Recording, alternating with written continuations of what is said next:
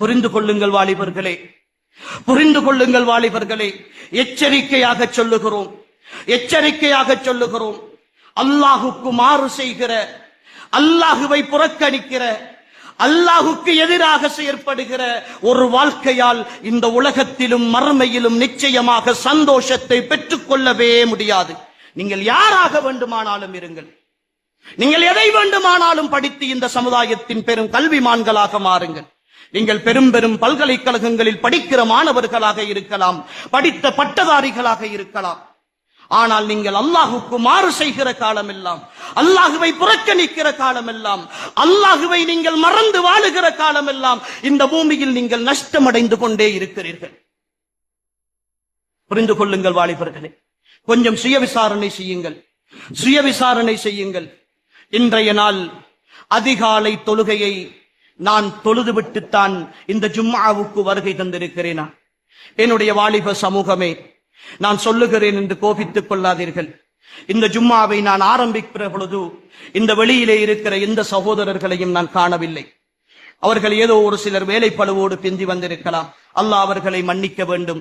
ஆனால் அன்புக்குரிய வாலிபர்களே, குத்துபாக்கள் ஆரம்பிக்கிற பொழுது உரிய நேரத்திற்கு இமாம் மிம்பரில் ஏறுவதற்கு முன்னால் வர வேண்டும். வந்தால்தான் நீங்கள் ஜும்ஆ தொழுததாக மலக்குகளுடைய பட்டியலில் உங்களுடைய பெயர் பதிவு செய்யப்படும் என்கிற செய்தி உங்களுடைய குர்ஆன் மதரசாக்களில் உங்களுக்கு சொல்லித் தரப்படவில்லையா?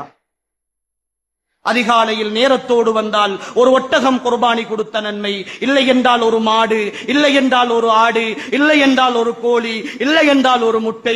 இமாம் மிம்பரில் ஏறி அமர்ந்து விட்டால் மலக்குகள் ஏடுகளை அடக்கிக் கொண்டு அவர்களும் அந்த உபதேசத்தை கேட்க வந்து விடுவார்கள் என்று சொன்னார்களே ஸல்லல்லாஹு அலைஹி வஸல்லம். அதற்கு பின்னர் ஒரு 12-15 வரைக்கும், அதற்கு பிறகுதான் இந்த பள்ளியிலே இமாம் மிம்பரிலே ஏறுகிறார். அது வரைக்கும் என்ன செய்கிறீர்கள்? ஒரு 5 நிமிடம் ஜும்மாவுக்கு முந்தி வர முடியாத உங்களுடைய வாலிபமும் உங்களுடைய தைரியமும் இந்த மார்க்கத்திற்காக என்ன செய்துவிடப் போகிறது? வேலையுள்ளவர்கள் ஏதோ ஒரு காரணத்திற்காக பிந்தியவர்களை நான் இங்கு குறிப்பிடவில்லை. அன்புக்குரியவர்களே, அவரவருடைய மனச்சாட்சிக்கு தெரியும். பள்ளியிலே பாங்கு சொன்னதற்கு பிறகுதான், அல்லது முதலாவது பாங்கு வெளிப்பள்ளிகளிலே கேட்டதற்கு பிறகுதான் பாத்ரூமுக்குள் குளிக்க போகிற பல சகோதரர்கள் இந்த சமுதாயத்தில் இருக்கிறார். எதுவரைக்கும் இதை செய்ய போகிறோம்? எதுவரைக்கும் செய்ய போகிறோம்? இதோ இந்த ஜும்மா எனக்கான ஜும்மாவாக பதிவு செய்யப்படவில்லை. இந்த சபையில் இருக்கிற ஒவ்வொரு சகோதரனையும் விழித்து கேட்கிறேன், அடுத்த ஜும்மாவுடைய நாளை உனக்கான உத்தரவாதப்படுத்தி தந்தது யார்? அடுத்த ஜும்மாவில் இதே மிம்பரில் எனக்கு பதிலாக இன்னும் ஒரு இமாம் நின்று பேசுகிற பொழுது உங்களில் எத்தனை பேர் கபருக்குள் இருப்பீர்கள்? பள்ளிவாசல்களின் மையவாடிகளுக்குள் எத்தனை பேர் இருப்பீர்கள்? என்ன நம்பிக்கையோடு வாழ்ந்து கொண்டிருக்கிறீர்களோ? ஒவ்வொரு நாளும் கேட்கிற ஜனாசா செய்திகள் கூட உள்ளங்களில் இறங்கவில்லை என்றால் இறந்து போன உள்ளங்களோடு வாழ்ந்து கொண்டிருக்கிறோமா? ஏன் எந்த மாற்றத்தையும் காணவில்லை? எந்த உபதேசங்களும் தாக்கம் செலுத்தவில்லை? ஏன் உறவுகளே கவலையாக இருக்கிறது?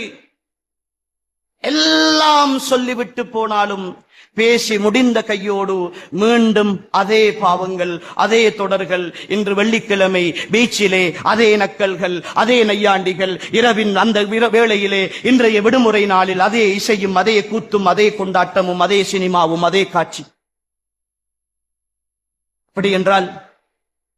அப்படி என்றால் இந்த வாழ்வு நிச்சயம் என்று நினைக்கிறீர்களா? இந்த வாழ்வு முடிந்து விடாது என்று கருதுகிறீர்களா? இந்த வாழ்வின் முற்றுதல் என்பது உங்களுடைய அடுத்த வாழ்க்கையின் தொடக்கம் அல்லவா? அந்த தொடக்கத்தில் உங்களுடைய ஏடுகள் விரிக்கப்பட்டு, உங்களுடைய நன்மை தீமைகள் எல்லாம் அளக்கப்பட்டு, உங்களுடைய கபரில் நீங்கள் உங்களுக்கான வாழ்க்கையை தெரிவு செய்ய வேண்டுமே. யாருடைய உதவியும் இல்லாமல், யாரும் யார் கூடவும் பேச முடியாமல், தன்னந்தனியாக யாரும் இல்லாத உணர்வற்று கிடக்கிற ஒரு நிலையை கற்பனை செய்து பாருங்கள். அந்த நிலையில் உங்களுக்காக நீங்கள் எதை தேடி இருக்கிறீர்கள்?